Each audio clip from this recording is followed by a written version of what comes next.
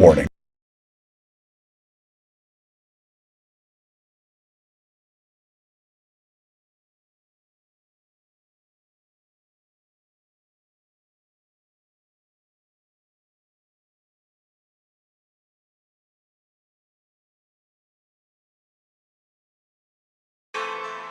Warning. The following broadcast is not approved by your teacher, university, politician, or government. Side effects may include skepticism, better reasoning skills, liberty, peace, and an escape from the woke. Welcome to the show. I am your host, LB Muniz, and this is Been Awake Podcast for Better Sensemaking. If I sound stuffy, it's because I just had a massive allergy attack. If you can hear the background, it's because I'm having technical difficulties. This is a weird start to the show, but that's okay. We soldier through, and there's so much that can be fixed in post. But for some reason that would not play through the headset like it was supposed to. Oh well. Anyway, welcome to the show. This is episode 74 of the Been Awake Podcast for Better Sensemaking. And I'm calling it the Culture Wars Escalation. Now usually when I do a show, I write first and then I do the show afterwards. Doesn't mean I don't enjoy stream of consciousness. That's just always been the way this show has kind of that's kind of what this show turned into, was that sort of process. And this is going to be a different kind of episode from that. We are going to be going through one piece that I did write recently at beenawake.com. It is thankfully a nice focal point for the topic of tonight's discussion. And tonight's discussion is about culture war. Now, without putting any final answers on everything, we're going to attempt to walk through whether a culture war is possible. We're going to have to answer what a culture is, at least briefly, which the piece is going to help us do. So we're going to have to find out what a culture is briefly, as quickly as we can, because it's a pretty complex thing. We're going to have to then determine whether there can be such a thing as a culture war. And I would like to think that if we establish a baseline that a culture war, that cultures can be at war, that it would be a pretty worthwhile avenue to explore why they would be at war and, determine the causes for it and perhaps even have an opinion on which side is better.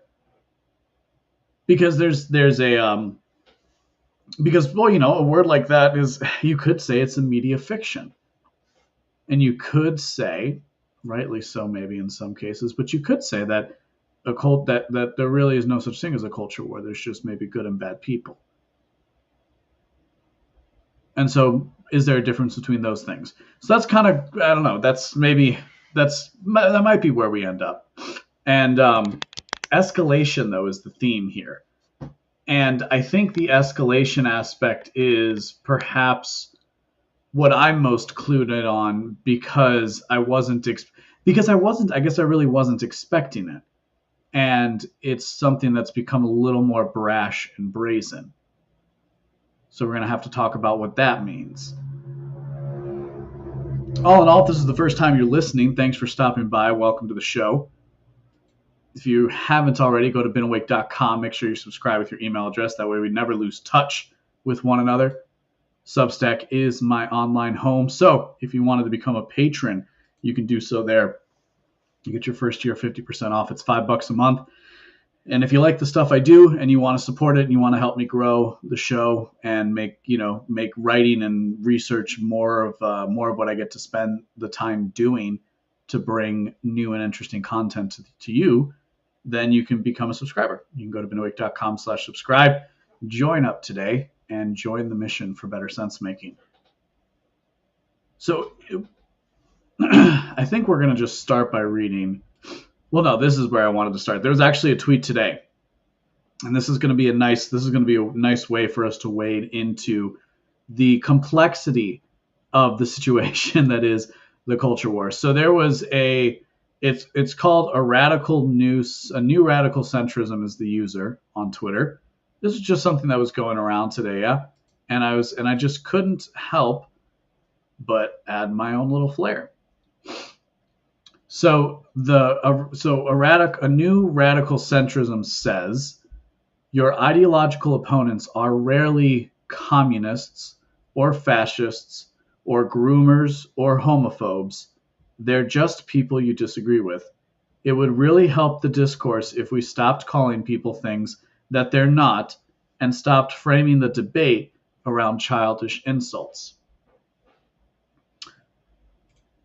What I had to say to that is it is the case that your ideological opponents are the things you claim them to be.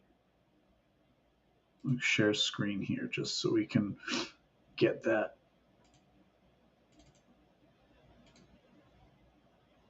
It is the case that your ideological opponents are the things you claim them to be. Rare is the opportunity where you get to levy accusations directly at an ideological opponent. So I'm not trying to dismiss out of hand what the other person is driving at, because of course I would agree, and I've said a million times, it's better to be a good friend or a good family member than it is to be right about a political issue in your day-to-day life. Just, that's a good mindset to walk around life with. So we can also maybe pick apart for a second, like the concept of centrality in politics is kind of anathema. It really doesn't mean anything. Which this is part, by the way, you're going to notice this is going to fuel into the idea of culture war. But centrality, there is a tendency towards neutrality or centrism that certain people exhibit in political thought. And it, generally speaking, follows a line like this, where it says, listen, nobody's a communist, really. Nobody's a fascist, really. We're all just people trying to get by. Honestly, this is the most dangerous kind of idea to have about politics. Because the reality is there are people out there who are communists. And there are people out there who are fascists. And there are groomers and homophobes. So there's nothing wrong. There's nothing wrong with thinking that these people exist, because they do. And there's nothing wrong with attempting to, formulate arguments against people who would hold that kind of a position. What ends up being the case, however, is that you rarely ever get to sit across from that person. And what invariably happens is you sit across from somebody who isn't that person, but for one reason or another has decided to take a different position than you in a conversation. And of course, even if you don't, you might, and even if you don't levy the accusation directly at them, certainly if you, that sounds blank, ... Now, it's important to recognize the distinction between these two positions, because there's in one of them you're supposed to feel bad about not liking communists, let's say. But in the other, you understand that just because the person you're talking to maybe doesn't know everything that you know, or is as educated on a position as you are, it doesn't follow from that they're a communist, right? You have to have a little more evidence than just somebody arguing against you in a conversation, as the case may be. Of course, this isn't afforded to you if you're not of a progressive persuasion. You're very quickly called a fascist. There may or may not be a video on the internet of me being called a fascist for saying that racial hierarchy is bullshit. That might exist somewhere on the interwebs. So that's the problem with like the centrism. Is it purposefully ignores that there are people on the margins, and more importantly, what it really tends to do is minimize pathological behavior And then and of course, in a political system, pathological behavior is a very is is rewarded. So like to ignore it in politics is to be even, again, more like, that's what makes it dangerous. So as we walk through this conversation about maybe what culture is, and then whether there can be a culture war, let's start by kind of agreeing that we're going to cast aside the centrist argument, the scientific. And there's a difference, again, there's a difference here between having the neutrality of a political scientist, maybe, let's say, or just a scientist in general, or a skeptic, as we like to talk about on this show. Let's understand there's a difference between neutrality and political centrism. Because neutrality is a tool we can use to formulate a better analysis. Political centrism in that it's, again, I'm probably reading a lot into what this guy thinks, but then again, it says data culture realism. So, whatever. There's things that Nietzsche had to say about the realists. I'm for free speech and cognitive decoupling. I don't know what that means.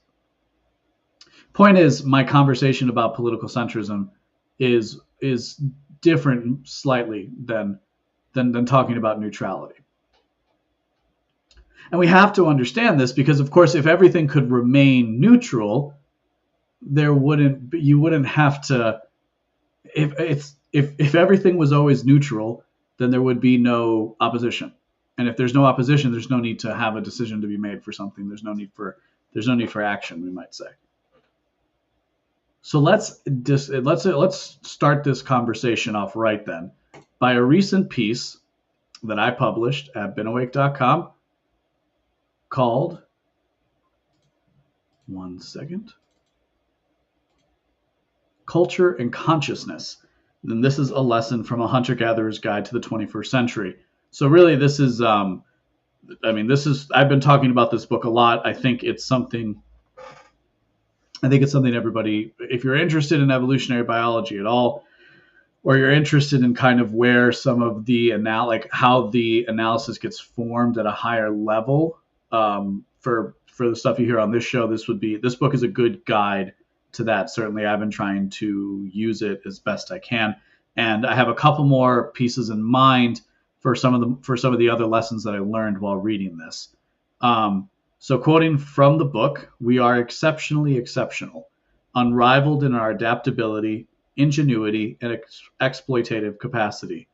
We have come to specialize in everything over the course of hundreds of thousands of years. This is the paradox of the human niche. A paradox in science is like an X on a treasure map. It tells us where to dig. Recently, I finished reading A Hunter-Gatherer's Guide to the 21st Century by married evolutionary biologists Heather Heying and Brett Weinstein. The book is a culmination of their years teaching the concepts of evolutionary theory to students.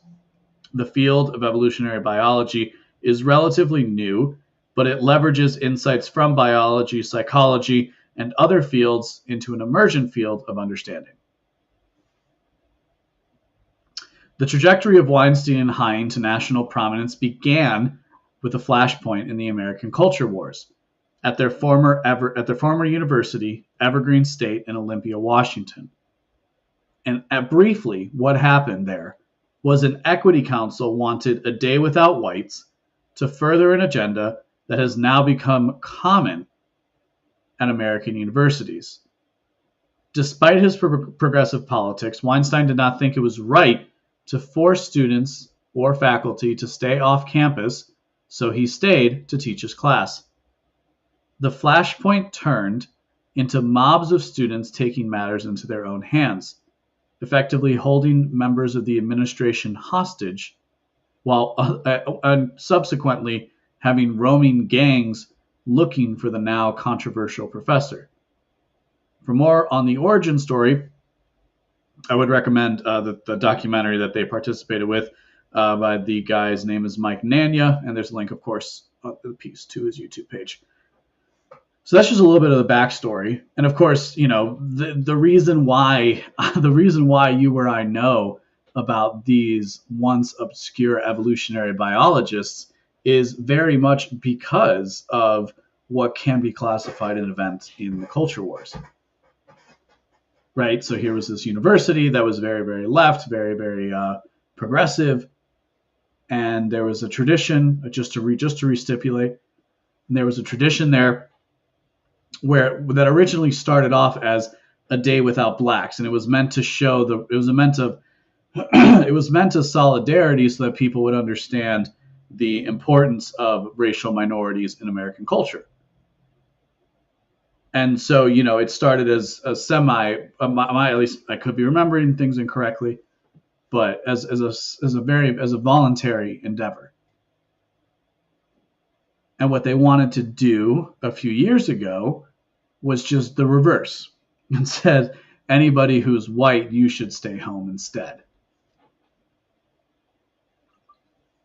But it wasn't about staying home as an act of solidarity to show to ultimately show your part within the community. It was to stay home and reflect about arguably your privilege. Now we're starting to, this is definitely one of those undercurrents, by the way, for the culture war. But let's not get ahead of ourselves. A theme from the book that is returned to multiple times is a tension between culture and consciousness that humans must navigate. Culture is defined in the book as, quote, beliefs and practices that are shared and passed between members of a population. Consciousness is defined as that portion of a cognition that is newly packaged for exchange. From the evolutionary perspective, culture is biological. To make simple a very complicated process, what might begin as a conscious thought can permeate a culture. After a certain period of time, this information can be coded genetically and passed without the need for a cultural exchange. The tension between culture and consciousness can only exist within a biological framework or species that has a social component. Humans are not the only creatures that can produce a culture, therefore, but ours is by far the most sophisticated, and, the one that we're obviously going to spend our time talking about. Arguably, humans outsource far more to cultural transmission than any other creature on this planet, and it is largely responsible for our ability to dominate the world. Before the hyper-novelty of weird countries, and this weird stands for Western nations with an educated populace in an industrialized economic base that are relatively rich and democratic. This is what they use in the book to distinguish effectively the West. But before the hyper-novelty of weird countries, the ease at which humans could program culture was still held in check by the cruel realities of famine, disease, and war. In those countries, poverty is a relative, in weird countries, poverty is a relative measurement, and the degree to which a consciousness can form a culture has been maximized for good, as is often the case, or for ill. A simple way of representing this complex phenomena is to imagine a group of humans sitting around a campfire. In the course of relaying information about the day, cultural norms are put against conscious thought. Where cultural norms fail, conscious thoughts are often prototypic, that is to say, not fully formed. We'll begin the process of rewriting the code that leads to the survival and to success. So here's the lesson. On the pages of BeenAwake.com, I will often talk about the problems with rigid, dogmatic schools of thought and why the practice of skepticism is necessary for our current age of hyper-novelty. Today, we are not limited by access to food. We're not limited by access to relative safety, disease, or any of the other historical foes of human evolution. Instead, we face foes created by the unique human capacity for cultural transmission and the pathologizing of positive human impulses towards anti-human ends. Let's return to the controversy that sprung this evolutionary biology duo to national prominence. What you learn is that Evergreen had a history, that is to say, a culture of Black and other persons of color skipping a day of class as an exercise of racial solidarity. The day without whites was a progression of this tradition. Using the tension we've established between culture and consciousness, we can understand that the culture of Evergreen was being hijacked by an emergent consciousness, one that seeks to double down on ideas like social justice, intersectionality, and other fields of critical theory. Despite their power, a contrary consciousness did exist, and while Hein and Weinstein were flung from the campfire Evergreen, they found a larger audience to teach.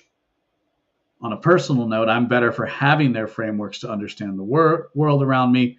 And of course, I'd recommend you buy the book. If you click my link, I get a small commission from Amazon. So culture, to hit that again, the beliefs and practices that are shared and passed between members of a population. Consciousness is that portion of cognition that is newly packaged for exchange.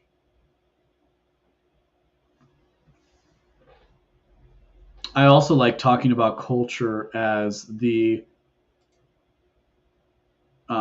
beliefs and like the beliefs, rituals, and practices. So not just adding rituals to that definition. But that's effectively what a culture is. Now, I think there is. So there's a common understanding of what culture is, and people will make references to culture in their daily lives. And I think one of the things that tends to happen is that people make culture one thing.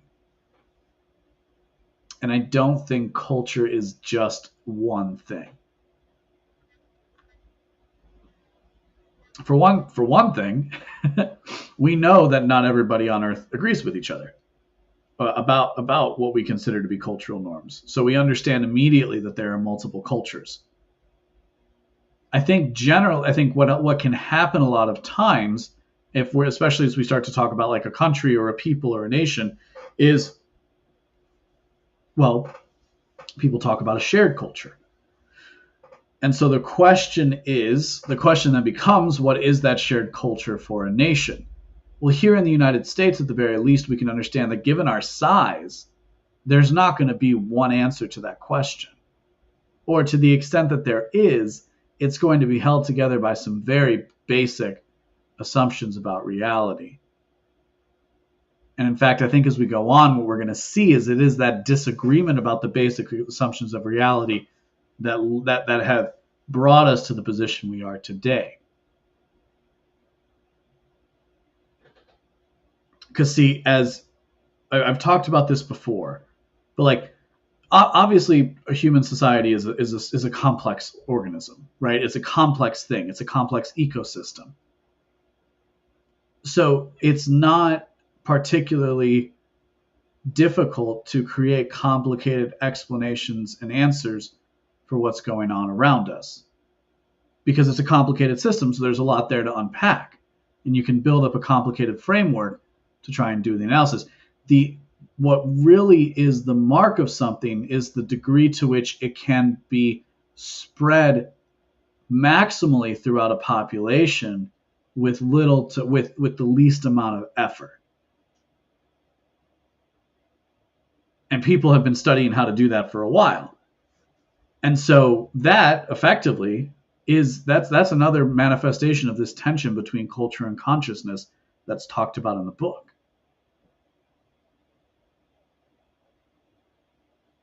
But there's more.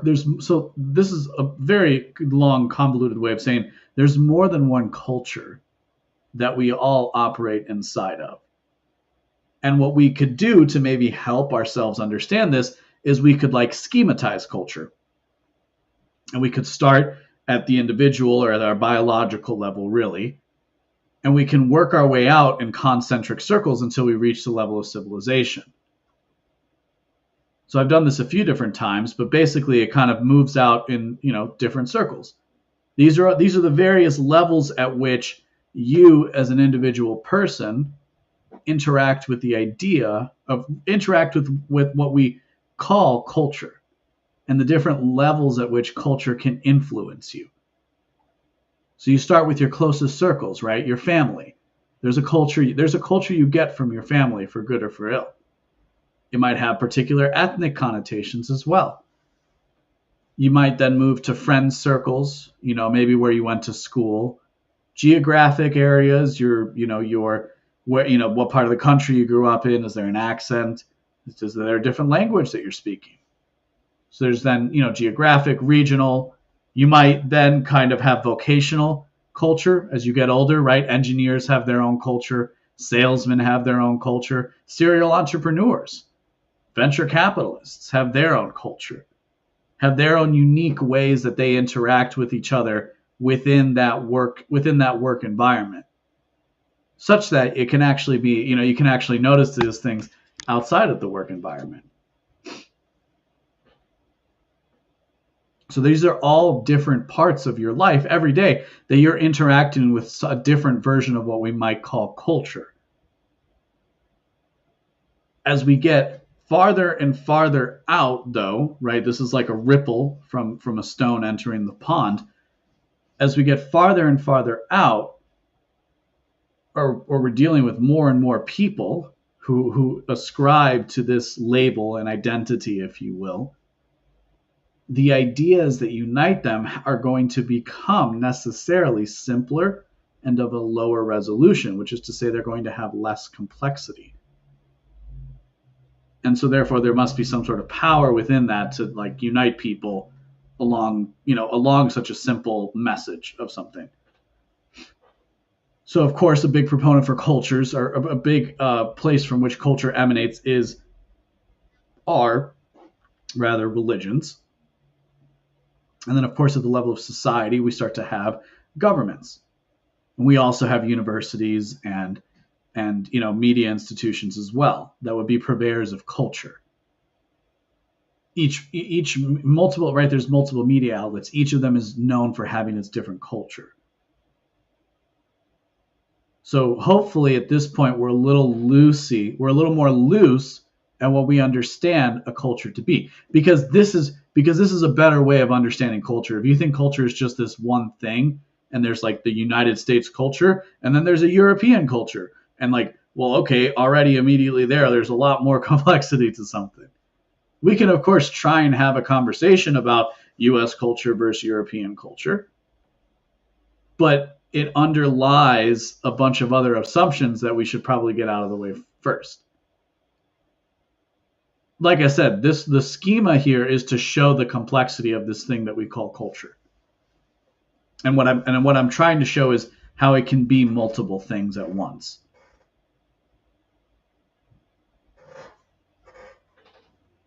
So that's one way we can try and understand culture. In the way that they talk, what's very interesting as well as how they talk about it in the book is that culture is kind of like, culture is the thing that you base everything up against, right? It's your tradition. So do I do what clothes do I wear? Well, what clothes do my forebears wear? What job am I going to have? What job does my dad have, or my mom has?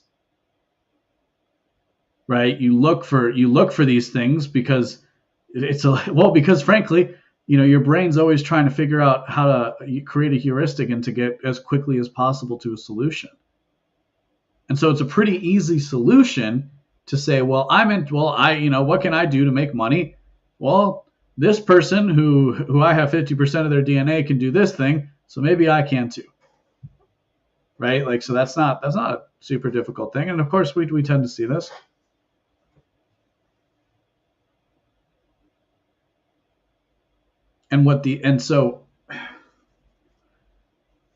So we've established a culture isn't just one thing, and so we can understand that there might even be differing kinds of culture. So here's where we take the next step. So if we accept the idea that there can be multiple cultures operating within a given society, then the question then becomes, can these cultures coexist? And I think the answer is, for the most part, yes. So to what extent is it not the case? To what extent is it not true? Well, arguably, in the theoretical sense, it would be because of, it would have to be because the cultures have some fundamental perception of the world right? That really low resolution version that we were talking about, that is so at odds with another culture that they simply cannot coexist simultaneously.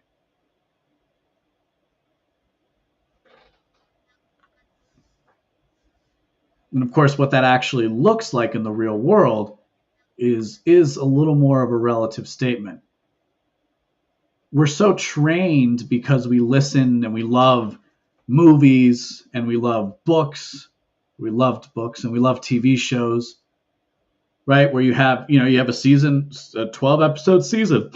You got what, maybe two major story arcs, plus you have an episodic element and a B plot in every episode. In our movies, we're used to 3 acts. Plays are 2 acts.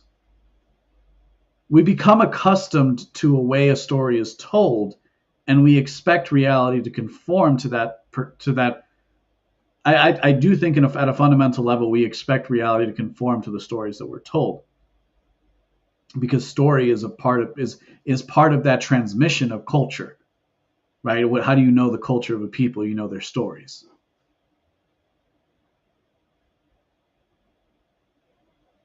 So the stories that you tell a people matter.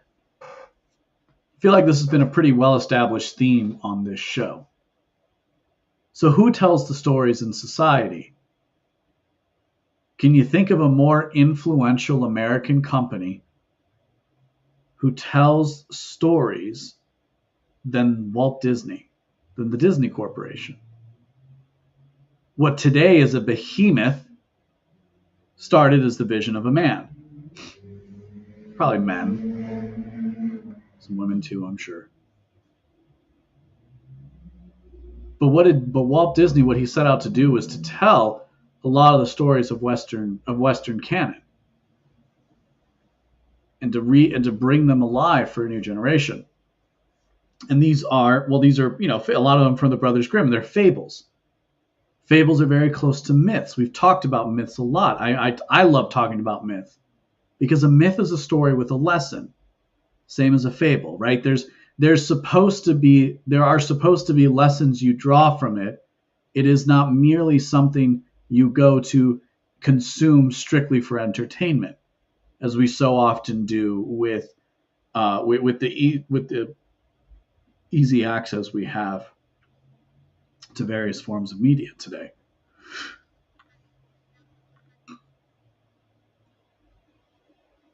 So if two cultures have a basic misunderstanding of reality, and misunderstanding, I guess, really isn't. I'm trying to figure out the best word in real time as we're talking here, because it's not quite a misunderstanding. Misapperception is another word that's floating around, but that's not it either. I think it's something close to it. It's not that there's a misunderstanding. It's that there is, or there would be, a difference in what is considered right and wrong. A very easy way we might talk about this is how varying degrees of Protestantism and Catholicism and Orthodoxy have managed to, generally speaking, live in relative peace. Evangelicalism have managed to live in relative peace in the United States and Europe, where once that was the cause for war.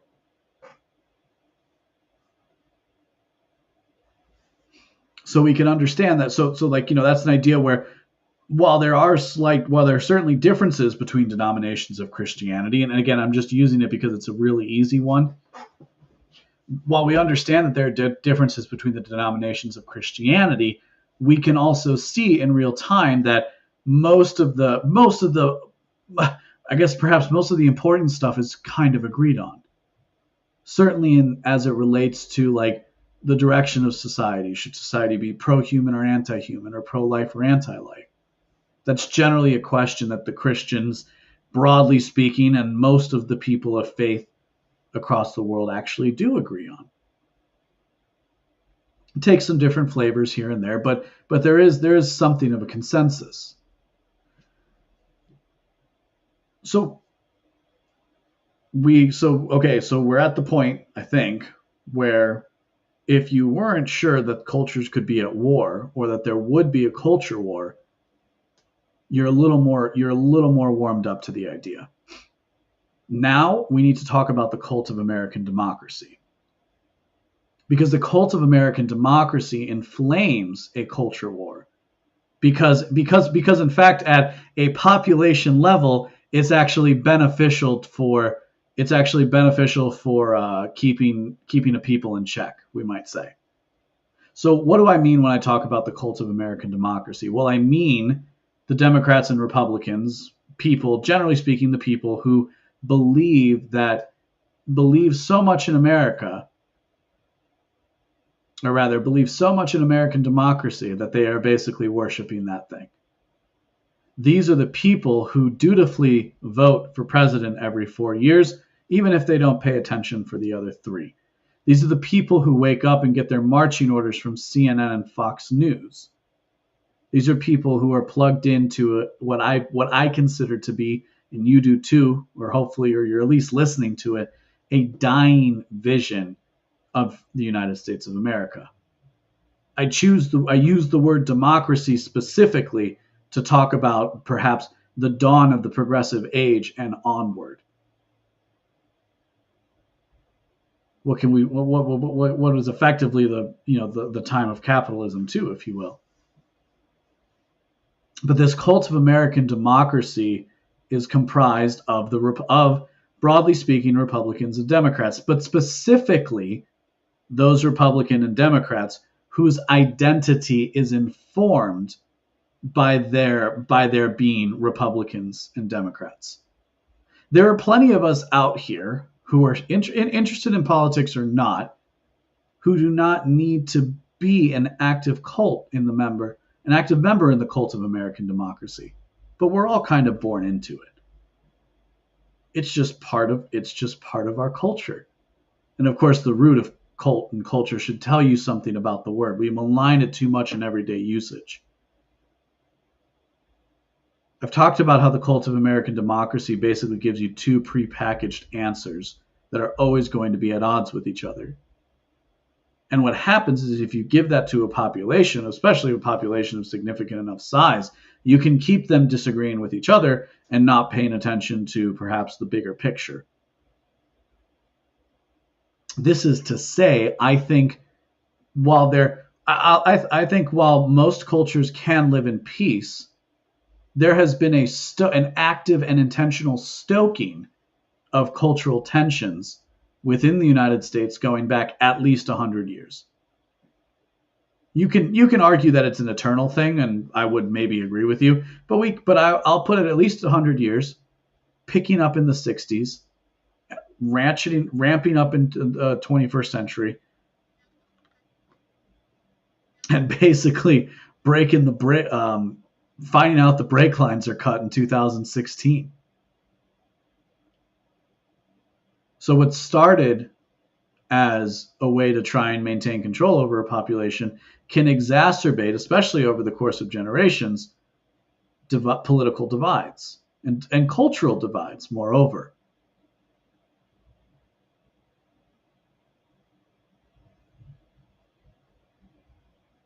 The distinctions can be very minimal and still mean a lot. Because what I'm doing is I'm reflecting on the fact that reflecting that most places you go, you can get along with people, and I've had the benefit of traveling a good bit, both for personal and professional endeavors. And there is something to be said for the fact that if you know how, I guess maybe if you're a really shy person or introverted person, this would be more difficult. But if you're reasonably extroverted, you can get on with most people in most places. And you might even adopt their culture. You might even adopt some of the transmission, right? You might there's some of their rituals and practices, their beliefs and practices, depending on how long you stay with them. And certainly, I think. I think there's plenty of people who can be neutral as it relates to a culture war. You can be neutral while still acknowledging that a conflict exists, however, and that's really the key. If for nothing else, I hope I've given you an insight into how that is.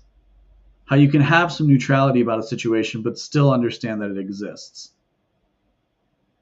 You know, I come from the libertarian tradition, and there's a conversation in that tradition that says we shouldn't talk.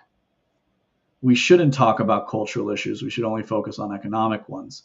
And while that sounds nice, I think I've demonstrated just over the last 40 minutes or so that we've been talking that culture is actually really fundamental to our existence on Earth, and therefore therefore to the extent that it needs to be defended, it ought to be, and by any means necessary, including those means political. Which brings us, which brings us to some crazy stuff, some crazy stuff. And I am trying to make sure that I'm going to be able to hear this not through. All right, that should be good. All right, so we got a video. And this was broken by Christopher Rufo. He's at the Manhattan Institute. Pretty cool dude, kind of known as one of those guys that's really against the critical race theory stuff. Why is this not playing? Hang on, sorry. I want the audio to be good for, there we go. That's what I needed to do. Okay, so hopefully you guys can hear this. Actually, let me make sure. Maybe you can't. I'm trying to remember now whether when you share in this thing, if you can hear it or not. I want to play these clips because it matters. There we go. Okay, you should be able to hear this now.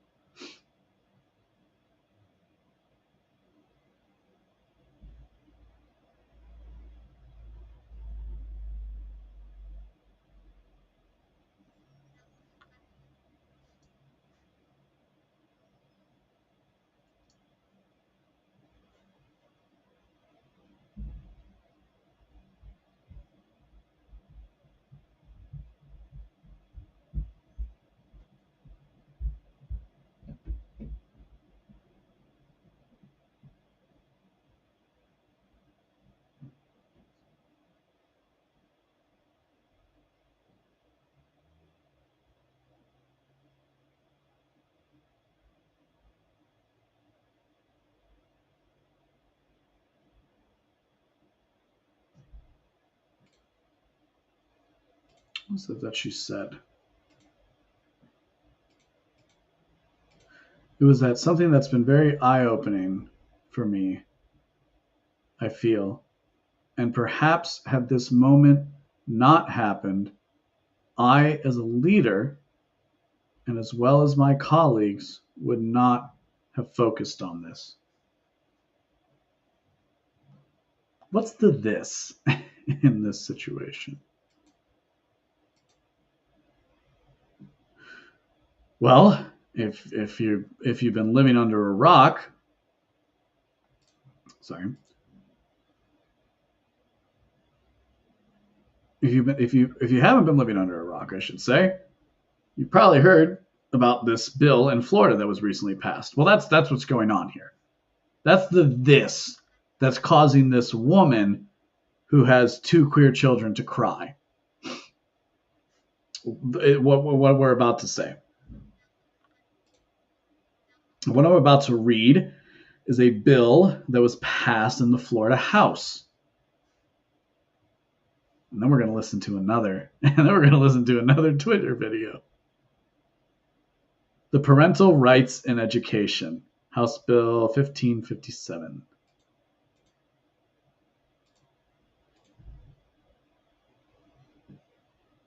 Parental rights in education requires school boards to adopt procedures that comport with certain provisions of law for notifying students' parents of specified information. Requires such procedures to reinforce the fundamental right of parents to make decisions regarding upbringing and control of their children. Prohibits school district from adopting procedures or student support forms that prohibit school district personnel from notifying parents about specified information or that encourage students to withhold from parent such information, prohibits school district personnel from discouraging or prohibiting parental notification and involvement in critical decisions affecting student mental, emotional, or physical well-being, prohibits classroom discussion about sexual orientation or gender identity in certain grade levels, requires school districts to notify parents of healthcare services, authorizes parents to bring action against school districts to obtain declaratory judgment, provides for additional award of injunctive relief, damages, and reasonable attorney fees and costs to certain parents. Goes into effect July the 1st, 2022.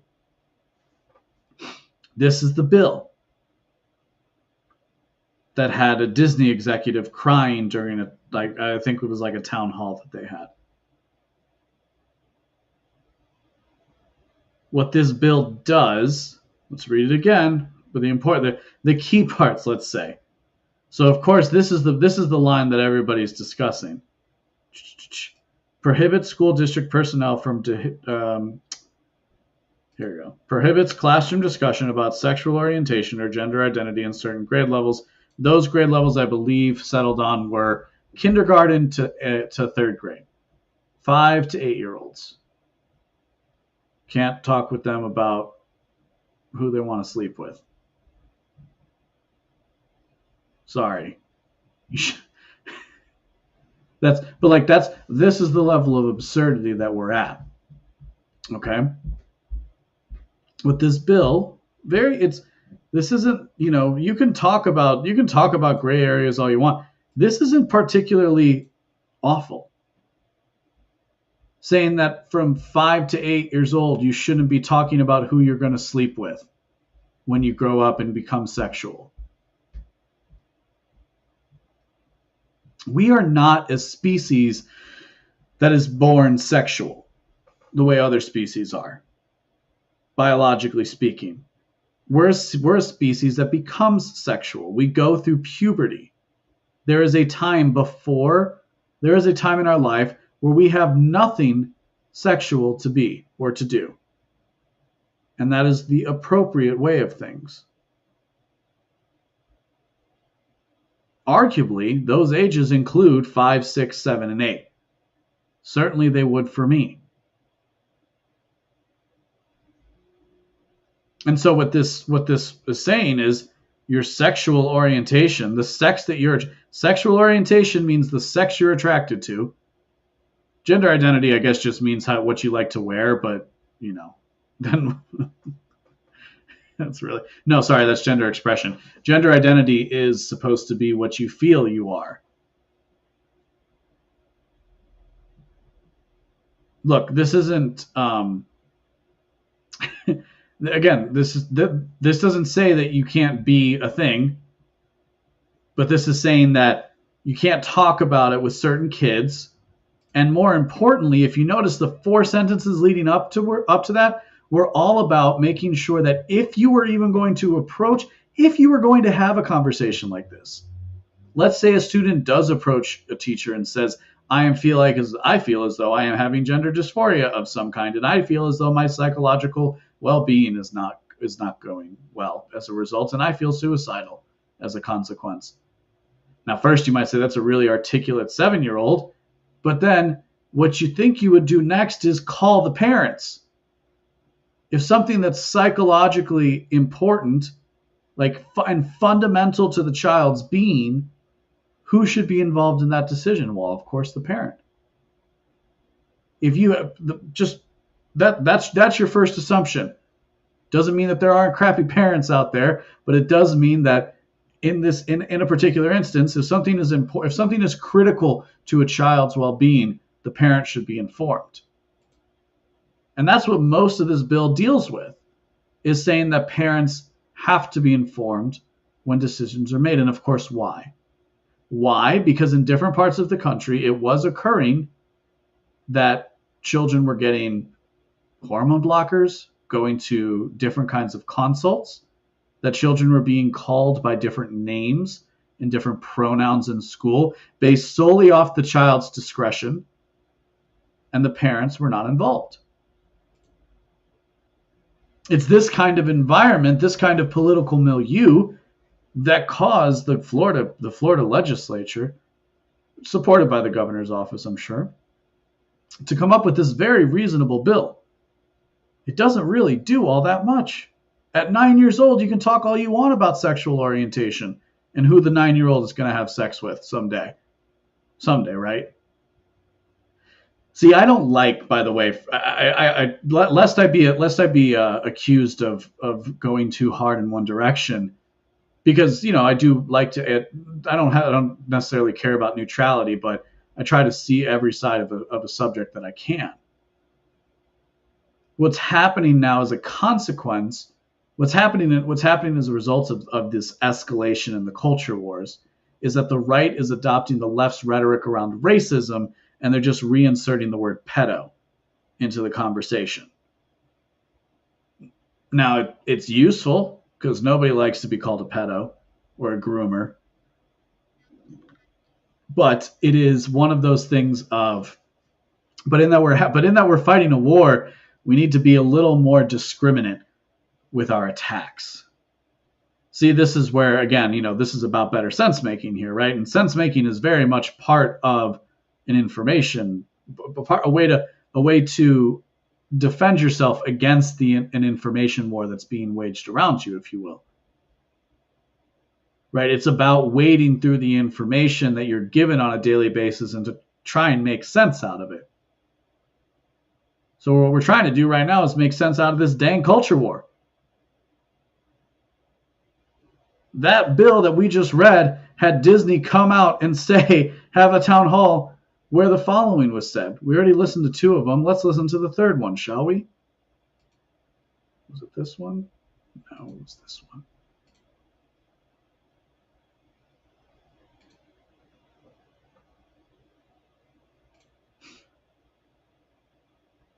Shit.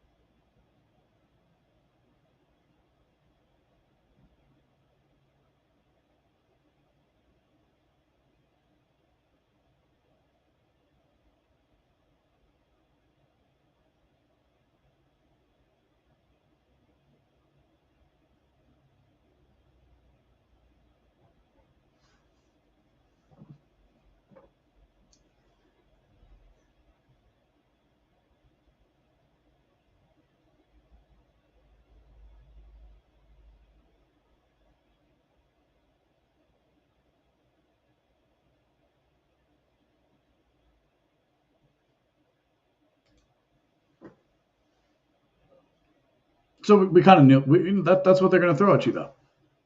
Again, this bill does not demonize gay people. It says don't talk to 5-year-olds about who they're going to have sex with, because that's what your sexual orientation is, right? So you're going to have sex with. It might be a greater part of your identity than not, but maybe it's worth exploring why that is and where those differences occur. But this is the reaction. But to that very, very, very, very minor, not interesting, very boring bill, we're having this huge reaction to it. It's amplified in this town hall, I believe, that was held by the Walt Disney Corporation. There's another clip that I thought that one was, but it wasn't. There's another clip where the person talks about their not so secret gay agenda. And I thought that was funny because I grew up thinking that the gay agenda was a myth and a lie and that it didn't exist. And then, now people are talking about it. So why is this happening? Oh man, I don't know. See, I can work my way pretty well to the fact that culture is an amorphous thing and there's multiple cultures. I can work my way to the fact that there are cultures that can have opposition to each other. And so therefore they could be entered into some kind of war. I can understand that democratic politics are going to amplify that, and that specifically this cult of American democracy is designed to amplify these sorts of disagreements. What I'm not quite sure about is why.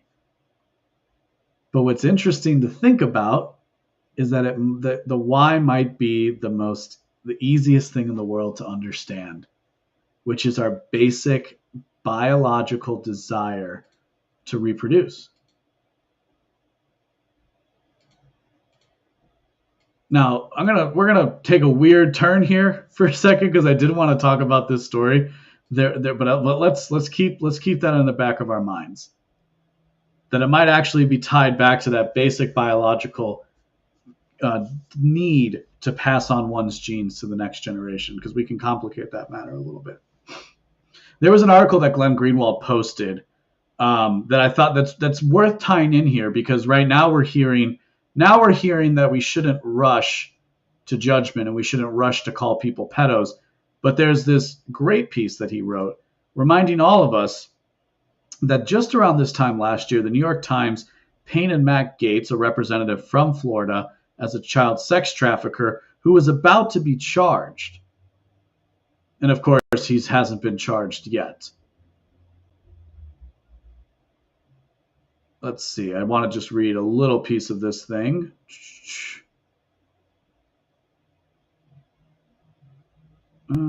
Here we go.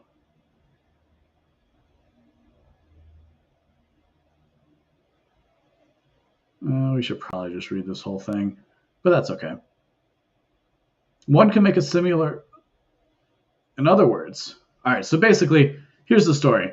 This guy, the New York Times came out with a story that said that Matt Gaetz was allegedly involved with a 17-year-old girl, and that he paid for her to travel across state lines, and so that he had been referred to the FBI to be investigated. People that the Justice Department was actively looking into him. This was reported by the New York Times. Matt Gaetz goes on TV, and Matt Gaetz says this is a lie. Somebody tried to extort my father for money based off of this story.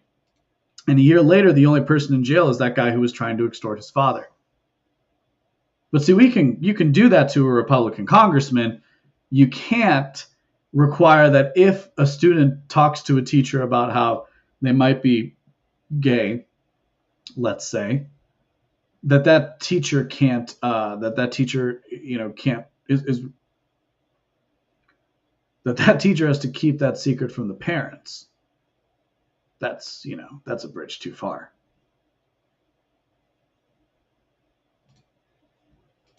And just today, now here's the best part. This was that afterwards. So after this whole thing happens, Ron DeSantis comes out in the story, and he says, very, very succinctly, he talks about how Disney didn't do anything during the passing of this bill. And in fact, they didn't say anything until after the bill was passed and signed. They didn't bother to lobby against the bill because they didn't care. And it wasn't until it was a political controversy in the aftermath that they felt that they had to say something. So again, we have to but again, that still doesn't answer why Disney, this institution that has told America stories for multiple generations now, has decided that, telling little children who they should be sleeping with is like at the top of their list going forward, and having characters that are obsessed with their sexual orientation is going to be Disney going forward. There's a few different ways you can take it. You can talk about maybe just people being at odds, that the queer community is just at odds with everybody else, but I don't think it's quite that way, or that gay people are subversive by their nature. I don't think that's true. No, I think there are certain malevolent ideological components that hijack otherwise decent people.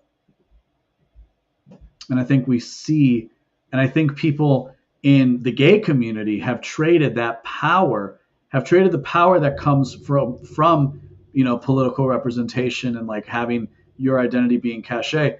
You've traded that. You've cashed in on that, and now you have to pay the piper. Because I'm sure there are a lot of gay people that are out there saying like, no, you should, like, you don't just get to talk to somebody else's kid about sexual identity, sexual orientation, and just like willy-nilly share your viewpoints of the world and not let the parents know what you're teaching them. That's a violation. That's a violation of what the parental rights, arguably speaking. You see it often. You see it a lot of times with these activist teacher types who basically think of the children as their own. And that goes back to that idea of genetic death. See, it's not it's something of an unpleasant thought. But if you're gay, right, you don't get to do the thing that other humans do in order to ensure your line continues, right? Which is progenate. I mean, I think you still technically can, but under the current rules as they're set up right now, most of the time, if you're a gay couple in a committed relationship, you're not sleeping with the other sex, right? Whereas for heterosexual couples, it's, you get married, you have kids, and then your line continues. Again, I think this is something that they talk about like women having baby fever or whatever. Is men have it too. It's just it manifests in a different way. But we all as humans have this desire to pass on our lineage. We can do so through two ways. We can do so through the way I just discussed, right? Having children. And you can also do it through the transmission of culture.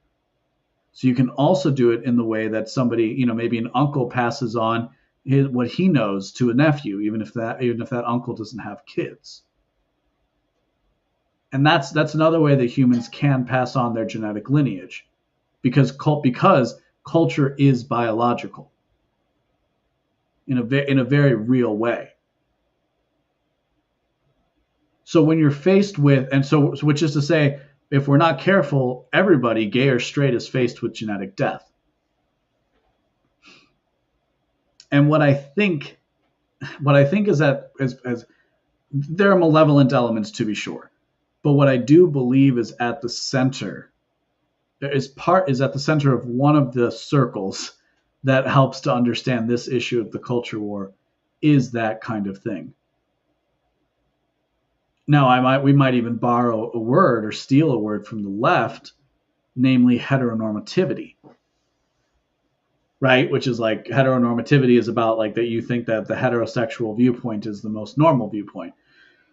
I guess they might say cis heteronormativity. I always feel compelled, by the way, because homo means same. Cis means normal, right? Like cis, like the prefix cis literally just means normal in Greek, which is kind of funny. Because even when you're trying to reinvent language, you can't help but sometimes say what's actually going on. So I think what can happen, what happens at the extremes of these situations is that people in the gay community who have perhaps a decidedly anti-heteronormative viewpoint of the world the only way they can continue their lineage, we might say, because you've rejected the standard human, man, woman, baby paradigm, right? That would be living outside of heteronormativity, as far as I understand it. Happy to be proven wrong if somebody wants to have a conversation about this. I think this is really interesting. But if you're outside of that heteronormativity, there's no way for you to repopulate your ranks. And if there's no way for you to repopulate your ranks, well, then you have to recruit from outside. And so even if people's conscious minds aren't aware of it, there are elements of this that are occurring for people who choose to live outside the heteronormative frame, right? Who literally say through their words and their actions and their dress and their speech that I do not subscribe to the cis, white, heteronormative, patriarchal construct that is society. So that's kind of an interesting route to take this. And it really also what it also shows is the true depths of the culture war and why it might be something that you shouldn't just dismiss out hand.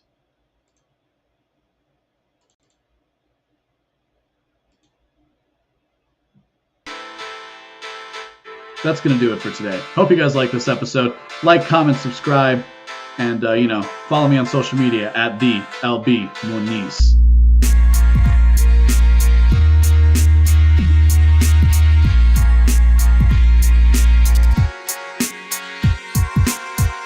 If you like what you heard today, go to beenawake.com to subscribe for future updates. My name is LB Muniz, and I am not one with the woke.